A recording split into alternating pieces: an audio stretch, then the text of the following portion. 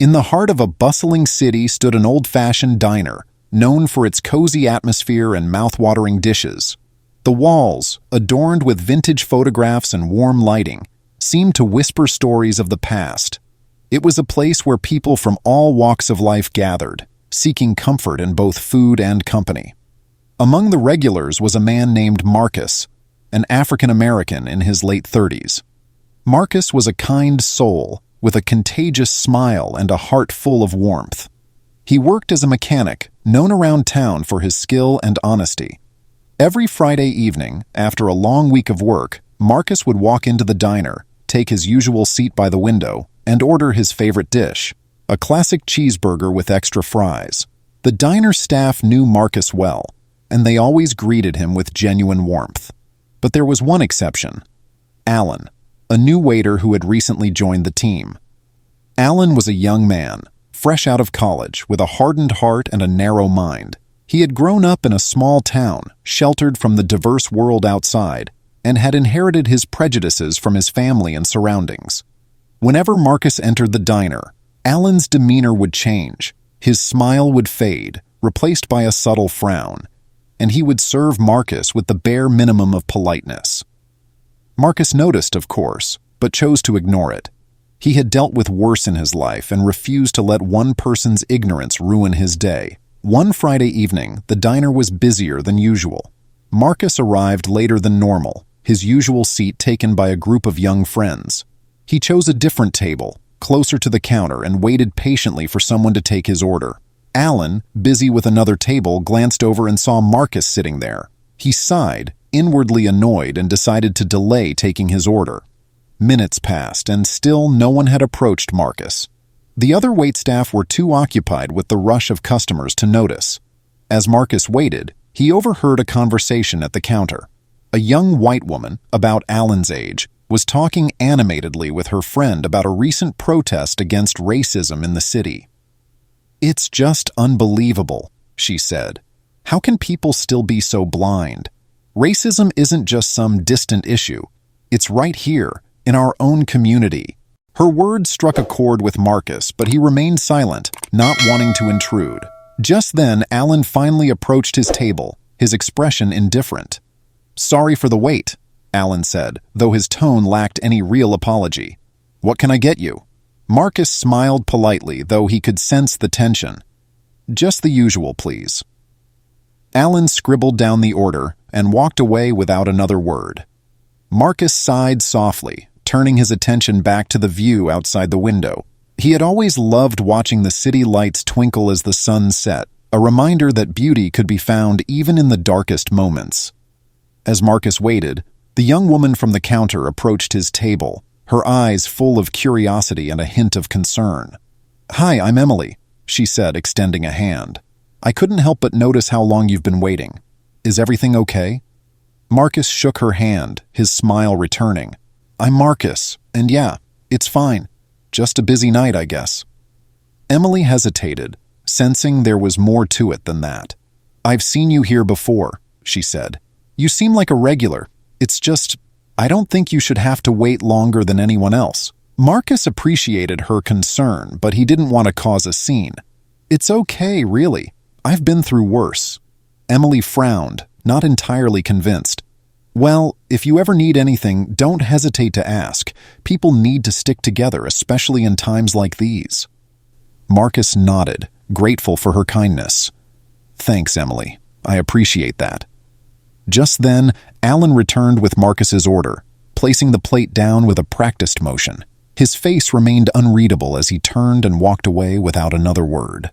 Emily watched him go, her expression hardening. "That's not right," she muttered under her breath.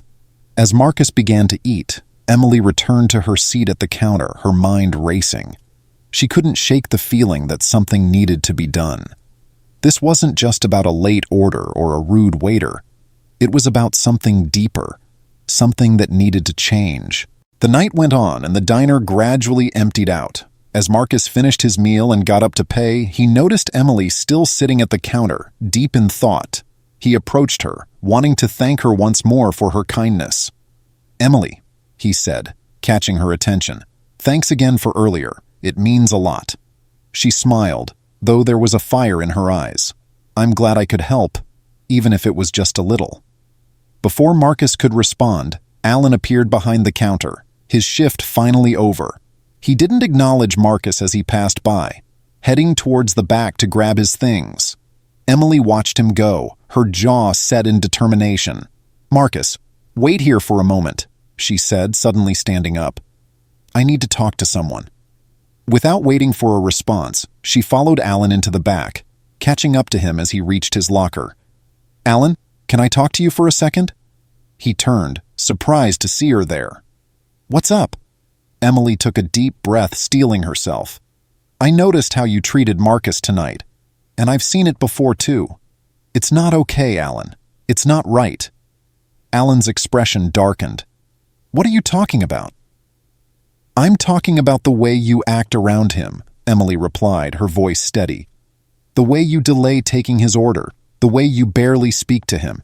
It's not just rude, it's discriminatory." Alan scoffed, crossing his arms defensively. "You're blowing this out of proportion. He's just another customer." "No, he's not just another customer," Emily shot back. "He's a person, just like you and me. And he deserves to be treated with respect, just like everyone else." For a moment there was silence. Alan stared at her, a mix of confusion and anger in his eyes. "Why do you care so much?" "Because it's the right thing to do," Emily replied, her tone unwavering. "We can't just stand by and let this kind of behavior go unchecked. We need to be better than that." Alan looked away, his mind racing. He had never been confronted like this before, especially not by someone he barely knew. The truth of Emily's words gnawed at him, challenging the beliefs he had held for so long. I didn't mean to be rude," he finally muttered, though the words felt hollow even to him. "It's not about what you meant, Alan," Emily said gently. "It's about how you make others feel, and right now, you're making someone feel less than they deserve." Alan didn't respond, lost in thought. Emily sighed, realizing that she had done all she could. "Just think about it," she said softly. "That's all I ask." She turned to leave, but as she reached the door, Alan's voice stopped her. "Wait!" Emily paused, looking back at him. Alan took a deep breath, the weight of his actions finally sinking in. "You're right," he admitted quietly. "I've been a jerk. I didn't even realize. I was just doing what I've always done." Emily nodded, a small smile playing on her lips. "It's never too late to change, Alan. It just takes a bit of courage." Alan looked down, his mind reeling. He had always prided himself on being a good person, but now he realized that being good wasn't just about what you did. It was about how you treated others, especially those who were different from you. "Thanks, Emily," he said after a moment. I'll try to do better." Emily's smile widened, a spark of hope in her eyes. "That's all anyone can ask for." As she walked back to the front of the diner, Alan stayed behind, grappling with his thoughts.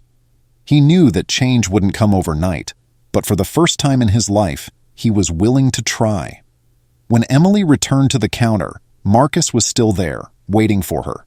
He looked up as she approached, curiosity in his eyes. "Everything okay?" he asked. Emily nodded, a sense of peace washing over her. "Yeah, I think so. I think things might start changing around here." Marcus smiled, a warmth spreading through his chest. "I hope so too." They exchanged a few more words before Marcus left the diner, stepping out into the cool night air. As he walked down the street, he couldn't help but feel a glimmer of hope for the future. A future where respect and understanding could bridge even the deepest divides. Back inside the diner, Emily watched him go, her heart swelling with pride. She had done what she could, and now it was up to the rest of the world to follow suit. And as she looked around the cozy, bustling space, she knew that this was just the beginning. Emily's words planted a seed in Alan's heart. The next time Marcus came into the diner, Alan approached him with a genuine smile and a warm greeting. Marcus noticed the change, and though he was initially surprised, he returned the kindness with a smile of his own. Over time, Alan's attitude shifted. He began treating everyone with the respect they deserved, realizing that the world was richer for its diversity. Emily continued to be a supportive presence, encouraging Alan's growth and fostering a more inclusive environment at the diner. As the weeks passed, the diner became a place where everyone felt welcome, regardless of their background. And while Marcus continued to enjoy his Friday evening cheeseburgers, he now did so with a renewed sense of belonging, knowing that even small actions could lead to meaningful change. The lesson was clear. Respect and understanding could turn strangers into friends and change hearts in ways that words alone could not.